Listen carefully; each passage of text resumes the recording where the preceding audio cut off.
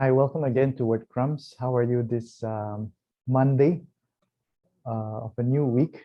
Today's the 20th of September, and we are invited again to continue journeying in these psalm prayers, to live each day spending a short time to pray, to learn from the psalms, how to cry out to God, how to talk to God directly in a personal way. So this Monday of the 25th week of Ordinary Time, the church invites us to look at this Psalm 126, verse 1 to 6. Psalm 126, verses 1 to 6. So if you'd just like to take a look to read it, maybe perhaps before explaining anything, I'd just like to go through it. So the, um, the response is, the Lord has done marvels for us. So this is the mantra that we're invited to take on today. The Lord has done marvels for us. And we're invited to recognize what are those marvels and to remember. So the psalm goes like that. When the Lord brought back the captives of Zion, we were like men dreaming. Then our mouth was filled with laughter and our tongue with rejoicing. Then they said among the nations, the Lord has done great things for us, for them, and we ourselves say, the Lord has done great things for us. We are glad indeed. It continues saying, restore our fortunes, O Lord, like the torrents in the southern desert. Those that sow in tears shall reap rejoicing. Although they go forth weeping, carrying the seed to be sown, they shall come back rejoicing, carrying their sheaves.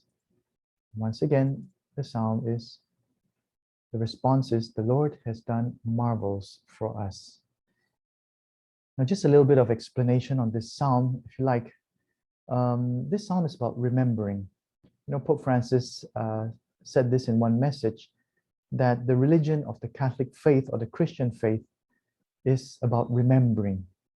That most of the time in the Bible, the command of God is remember, remember.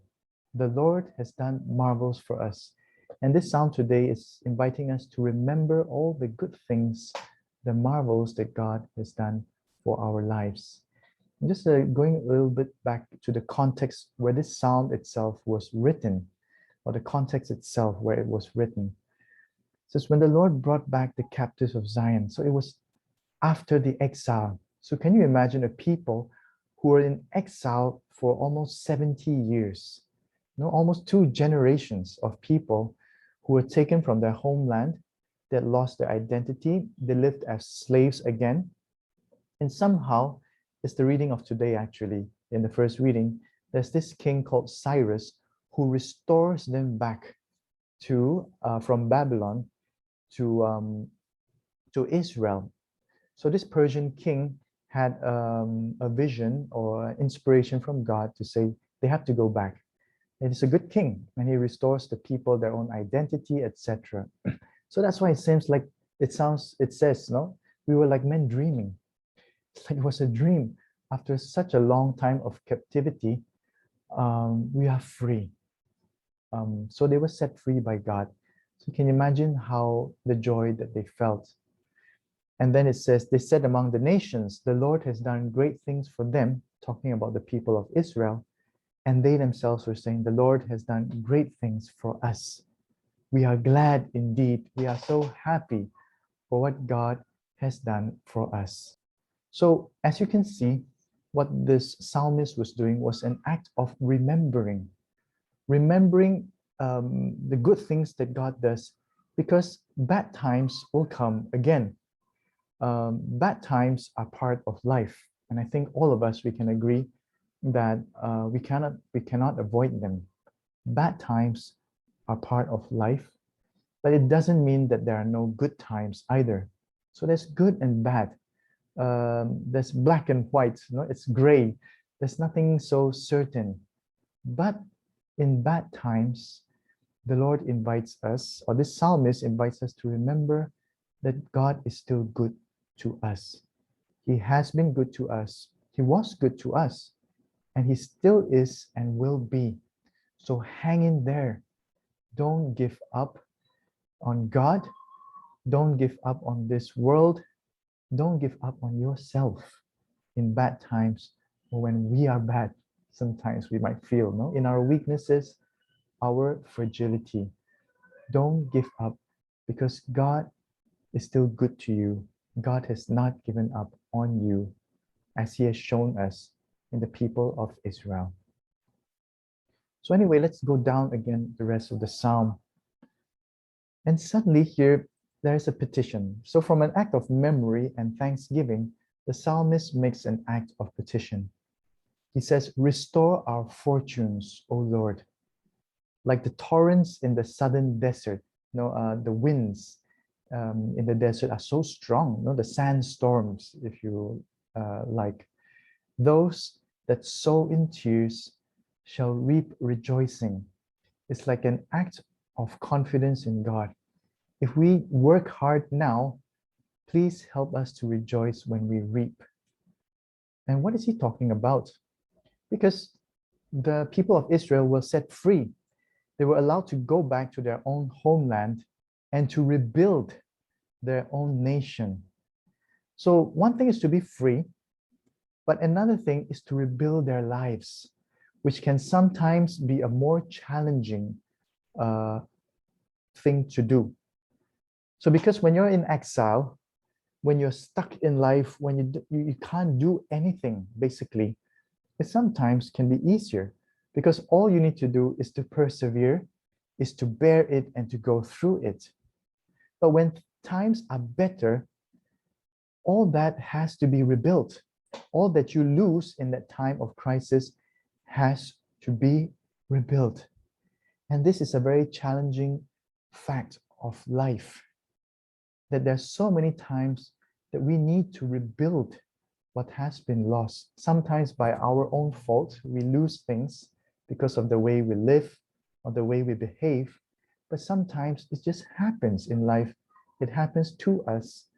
And there are things we need to rebuild again. So this psalmist is trying to say, Lord, I know we need to rebuild our lives. Help us. Help me now because I want to, but help me.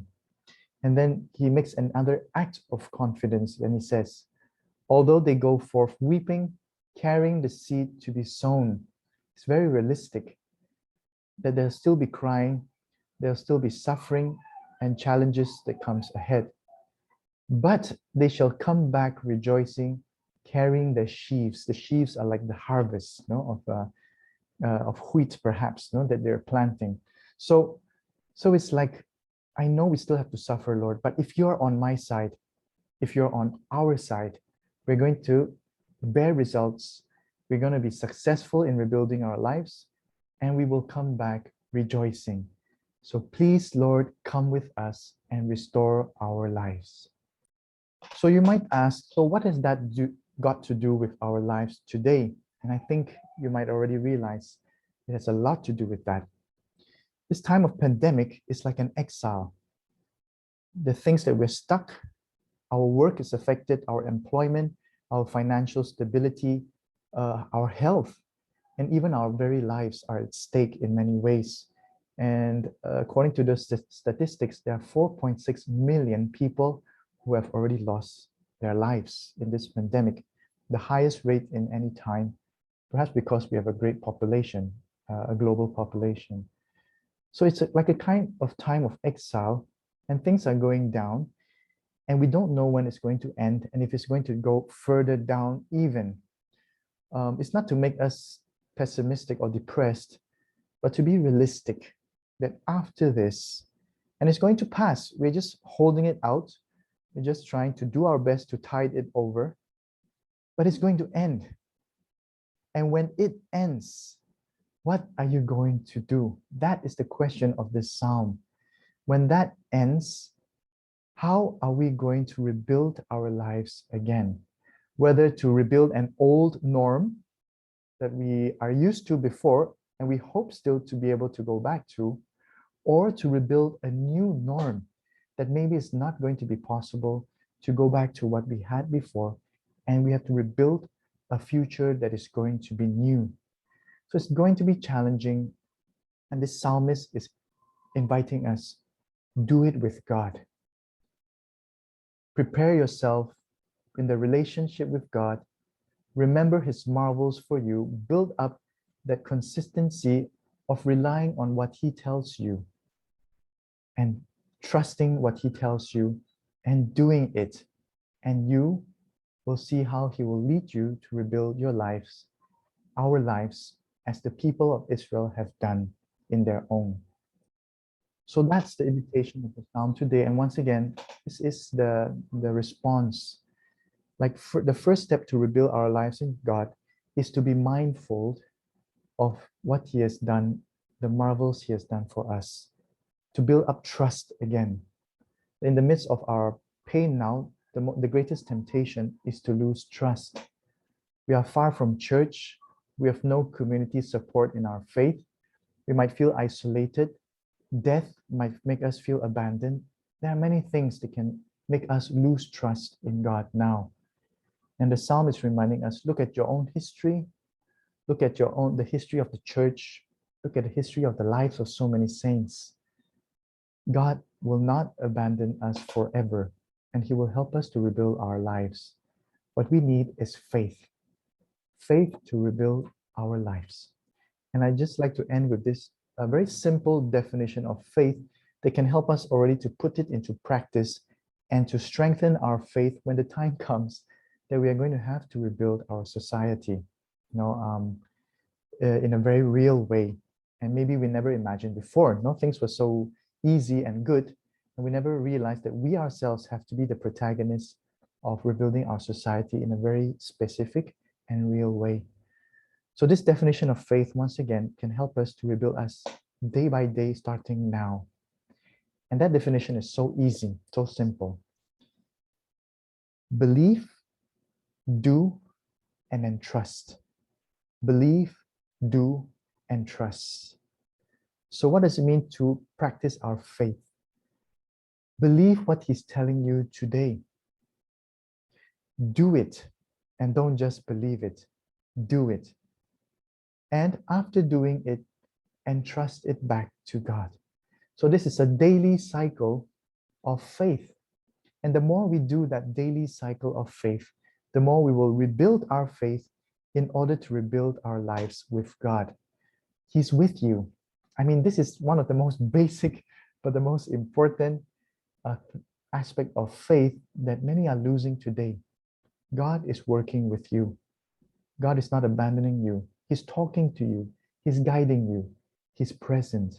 But you have to believe what he says now, today. For example, what is he telling you to do? To do what he's saying. Put it into practice. And after you do that, entrust it back to him. Lord, I give it back to you. You are God. I am not God. But I do my part, and I'm entrusting it back to you. And tomorrow I will listen again. I will believe again. I will do again. And I will entrust it back to you again. And I challenge you. Now we're doing this month of September on the Psalms. I challenge you to do that every day for this last 10 days of September.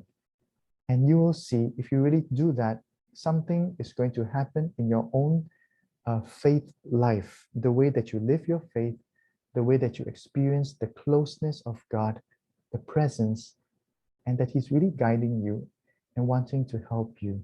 So listen today. The Lord has done marvels for us. What is the marvel that he has done for you and that he's doing for you today? And how is he asking you to cooperate with him?